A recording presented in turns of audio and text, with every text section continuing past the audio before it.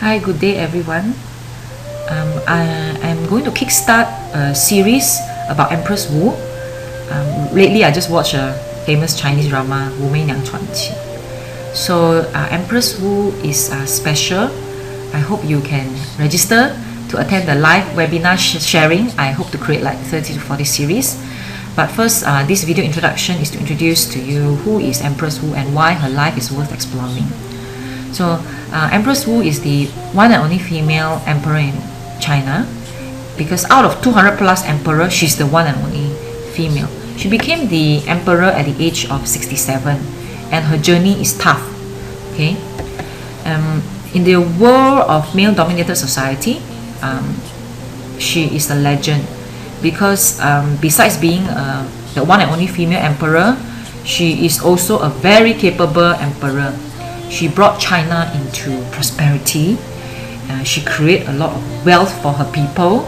The society is peaceful under her leadership and management. She, out of 200 plus emperor, although she is a female, but she definitely outshine more than 80% of the emperors of China. Okay, and we will explore her leadership and management style, how she eliminate her threats, her enemy, how she make herself the emperor, and of course make herself a useful emperor. Okay, and I will share a bit, roughly go through her life story, her journey, some important events that happened. Okay, so at age 14, she's very young, very pretty, so she entered into the imperial court to be the concubine of Tang Taizong for 10 years, from age 14 to 24. At age 24, Tang Taizong passed away, so she became a nun at age 24.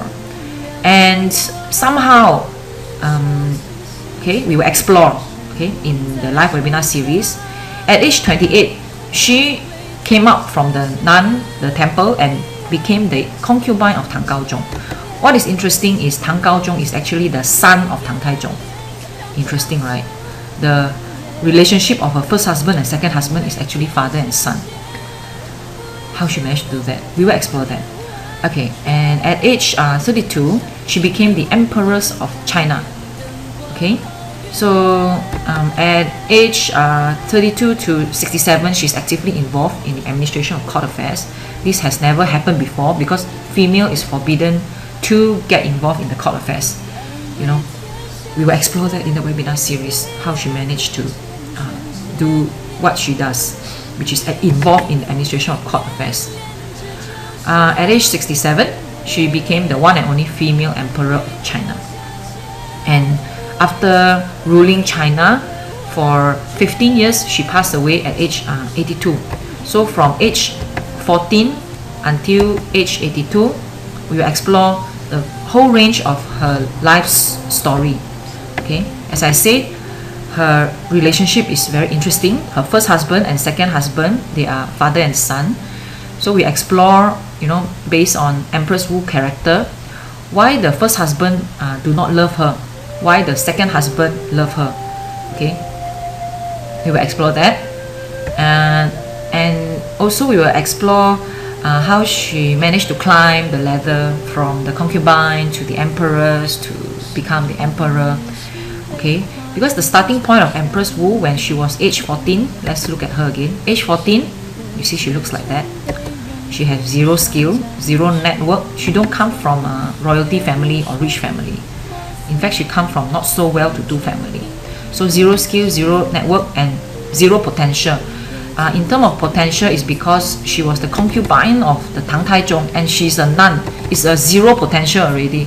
But she managed to create opportunity for herself and become the concubine, the empress, and the emperor of China.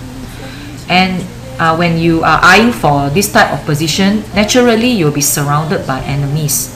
So what type of tactics, strategies that she implement to eliminate her enemies and eliminate her threat?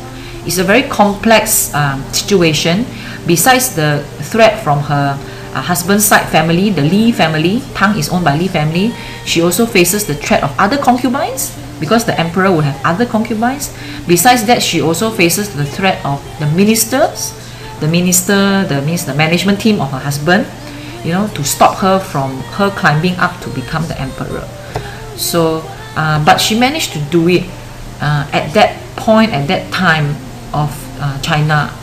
So, to her, impossible is nothing, and perhaps you could learn something from her story.